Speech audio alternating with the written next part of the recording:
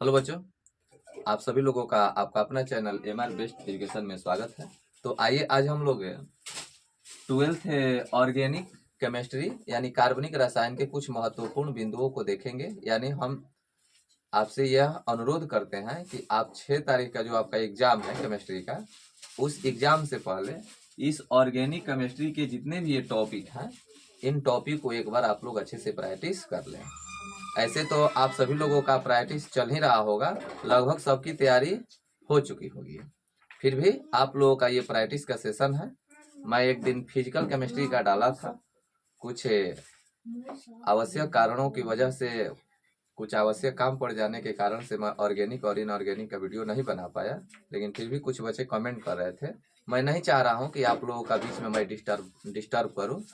मैं बस आपसे यही अनुरोध करूंगा कि आपके सामने जो भी संसाधन है, यानी जो भी गेस्ट पेपर है, जो भी आपका नोट्स है, बस उसका अच्छे से आप लोग अभ्यास करें, ठीक है। लेकिन फिर भी कुछ बच्चे बोल रहे थे बार बार, सर डाल दीजिए डाल दीजिए। तो चलिए, एक छोटा सा ये वीडियो होगा। बस मैं आपको ऑर्गेनिक केमिस्ट्री के बारे में आज कुछ बताऊंगा। कुछ महत्वपूर्ण टॉपिक यहाँ है, इन टॉपिक को एक बार फिर से आप लोग अभ्यास जरूर कर लें। देखिए, सबसे पहले आपका हेलो एल्केन तथा हेलो एरिन आएगा, अध्याय 10। इस चैप्टर को हम यही कहेंगे कि आप लोग बहुत अच्छे से पढ़ लीजिए, क्योंकि हेलो एल्केन और हेलो एरिन जो है ऑर्गेनिक केमिस्ट्री का, यहीं से शुरुआत है। तो ये पहला चैप्टर सबसे अच्छे ढंग से इसको पढ़ लीजिए, इसमें काट छाट मत कीजिए, ठीक है। इसके अलावा यदि कम से कम पढ़ना चाहते हैं तो कम से कम इसमें इसका वर्गीकरण, हेलो एल्केन तथा हेलो एरिन का वर्गीकरण, तो वर्गीकरण में चलेंगे तो कई आधार पर वर्गीकरण किया गया है, हाइड्रोजन परमाणुओं की संख्या के आधार पर। तो आप इसको भी देख सकते हैं, लेकिन इस चीज को जरूर देख लीजिएगा, CX बंध की प्रकृति के आधार पर। यानी कार्बन ये हाइड्रोजन ग्रुप से जुड़ा होगा, तो इस बंध की प्रकृति के आधार पर, यानी sp3 प्रसंकरण, sp2 प्रसंकरण, इस आधार पर आप पढ़े होंगे। इस चीज को जरूर देख लीजिएगा।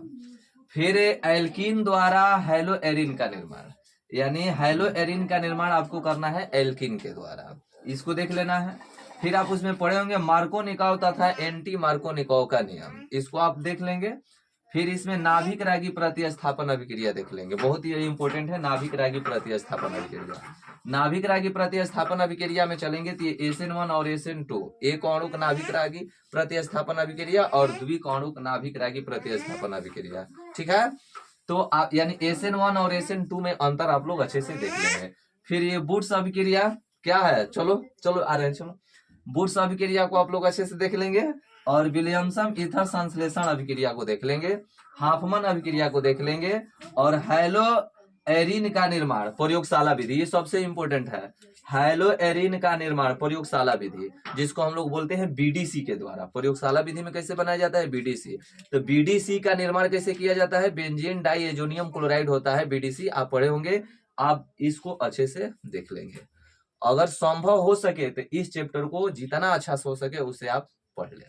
देखिए, यहाँ आपके सामने मैं कुछ बता रहा हूं, जैसे देखिए ये जो हेलो एल्केन तथा हेलो एरिन है, 2022 में इसे 5 नंबर का पूछा है, लेकिन 2021 में चलेंगे तो 9 नंबर का पूछा है, 2020 में चलेंगे तो 8 नंबर का पूछा है। इसके बाद आएगा आपका एल्कोहल फिनाल तथा ईथर। ये जो चीज देख रहे हैं अगला चैप्टर है, alcohol phenol ether aldehyde ketone carboxylic अम्ल, ठीक है ना। और ये एसिटिक अम्ल, बेंजोइक अम्ल, ये सब आपका एक क्रियात्मक समूह है, जो आपके 12th में चैप्टर के रूप में ये है।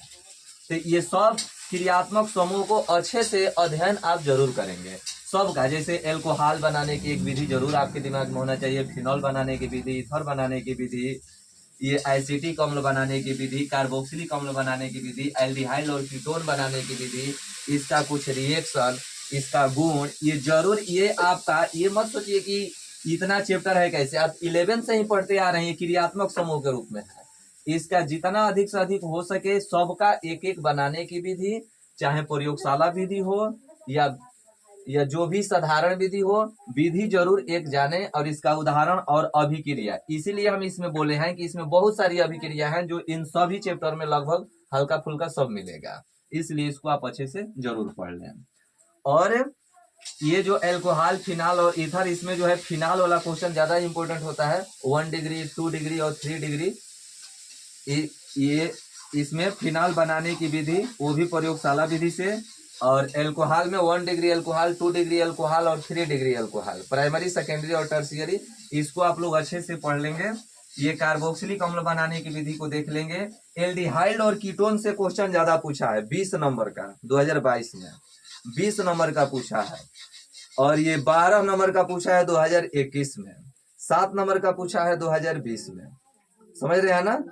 तो और एमीन, एमीन से 13 नंबर का, एमीन में जब आप चलेंगे तो एमीन चैप्टर में चलेंगे तो एमीन, सरल एमीन और मिश्रित एमीन, इसको अच्छे से पढ़ लेना। एमीन बनाने की विधि, इसमें अमोनिया, ये सब आप पढ़ चुके हैं, सब नोट्स आपके सामने हैं।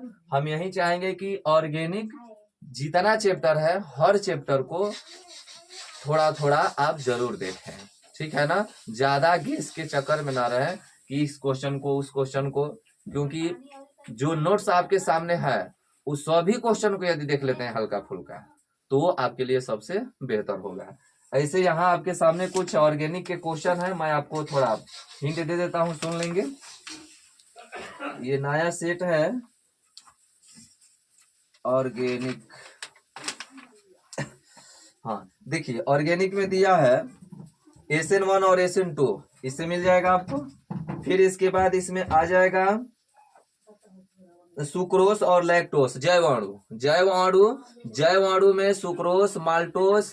फिर बहुलक में आप लोग चलेंगे ब्यूना एन और ब्यूना एस और ब्यूना एन, जो रबर बताया गया प्राकृतिक रबर। जब हम पॉलीथीन में जब चलेंगे तो ब्यूना एन और ब्यूना एस आपको मिलेगा, तो उस टॉपिक को आप लोग अच्छे से जरूर देख लेंगे। न्यूक्लिक अम्ल क्या होता है, लैक्टोस जरूर देख लेंगे, सुक्रोस जरूर देख लेंगे। प्राकृतिक बहुलक क्या होता है और संश्लेषित बहुलक क्या होता है, वहीं ब्यूना एन और ब्यूना एस में जब जाएंगे तो आपको सब विटामिन, तो ये तो आपका बायोलॉजी से आ जाएगा, ये उतना ज्यादा इंपॉर्टेंट ना है। ब्यूना एस और ब्यूना एन इसमें आपका डाला है, ये पूछा भी है पहले। साबुन और डिटर्जेंट में अंतर, लैक्टोस जल अपघटन से कौन सा देता है, ये सब आप लोग देख लेंगे।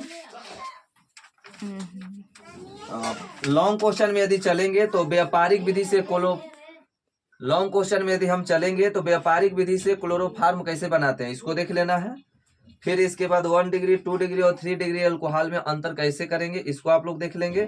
प्रयोगशाला में एसीटोन बनाने की प्रायोगिक विधि आप लोग देख लेंगे।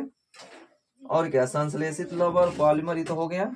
बहुलीकरण क्या है, योगात्मक बहुलक, इसको आप लोग देख लेंगे, सब पढ़ाया हुआ चीज है।